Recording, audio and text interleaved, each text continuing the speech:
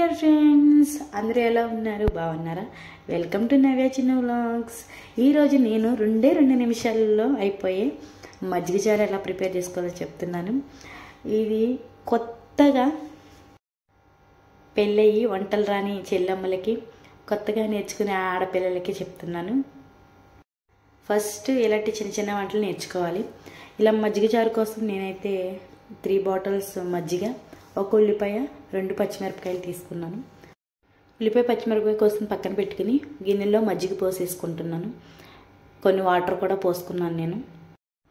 1 spoon salt, 1/2 spoon పసుపు, 1/2 spoon కారం వేసుకుని బాగా కలుపుకుంటున్నాను.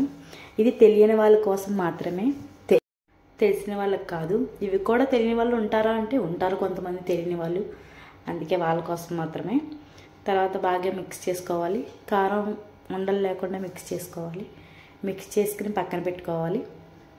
2 నిమిషాలు పట్టింది, అంతకుమించి ఎక్కువ టైం కూడా తీసుకోదు ఇది. స్టవ్ వెలిగించి గిన్నె పెట్టుకుని గిన్నెలో 2 టేబుల్ స్పూన్ ఆయిల్ వేసుకున్నాను. దాంట్లో నేను ఆయిల్ హీట్ అయిన తర్వాత ఎండుమిరపకాయలు, ఎల్లుల్లిపాయ, జీలకర్ర, ఆవాలు వేసుకుని పోపు పెట్టుకుంటున్నాను. మీరు కావాలంటే పచ్చెనగపప్పు కూడా వేసుకోవచ్చు. ఆ పోపు బ్రౌన్ కలర్ వచ్చిన తర్వాత ఆనియన్ ఉంది కదా, ఆనియన్, పచ్చిమిరపకాయలు నేను చీలికల కింద చేసుకుని అవి కూడా ఇందులో వేసేసుకుంటాను. అవి కూడా బ్రౌన్ కలర్ వచ్చిన తర్వాత మళ్ళీ చిటికెలు పసుపు వేసుకుని తిప్పుకోండి. తిప్పుకున్న తర్వాత మనం కలిపి పెట్టుకున్న మజ్జిగలో పోపుని తీసుకెళ్ళి వేసి కలిపేసుకొని అంతే, మజ్జిగ చారు రెడీ అయిపోయినట్టే. నా ఛానల్ మీకు నచ్చినట్టయితే నన్ను సబ్స్క్రైబ్ చేసుకోండి, అలాగే లైక్ చేయండి, కామెంట్ చేయండి, వీలైతే షేర్ కూడా చేయండి. ఇప్పుడిప్పుడే వంటలు నేర్చుకునే వాళ్ళకి చాలా బాగా ఉపయోగపడిద్ది.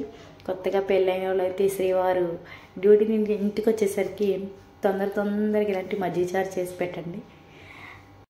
అంతే, మీ శ్రీవారు దిల్ ఖుషి అయిపోతారనమాట. ఏంటి, నా శ్రీమతే వండిందా, లేదంటే స్వర్గం నుంచి దేవకన్య ఏమన్నా భూలోకానికి వచ్చి అమృతం లాంటి మజ్జిగ చారు చేసి పెట్టిందా అన్నట్టు ఉండాలి. ఓకేనా? మనకి మజ్జిగ చారు కూడా రెడీ అయిపోయింది. దీన్ని కొంతమంది మజ్జిగ పులుసు అని కూడా అంటారు. అంతే, దీన్ని తిప్పుకొని శుభ్రంగా మంచిగా వేడివేడి అన్నంలో వేసుకుని ఒక ఆమ్లెట్ కూడా వేసుకుని తింటే ఉంటుంది అబ్బబ్బబ్బ, సూపర్ అన్నమాట. ఓకేనా? మీరు కూడా ట్రై చేసేయండి. Thanks for watching. నన్ను ఇలాగే సపోర్ట్ చేయండి. ఓకేనా? Thank you.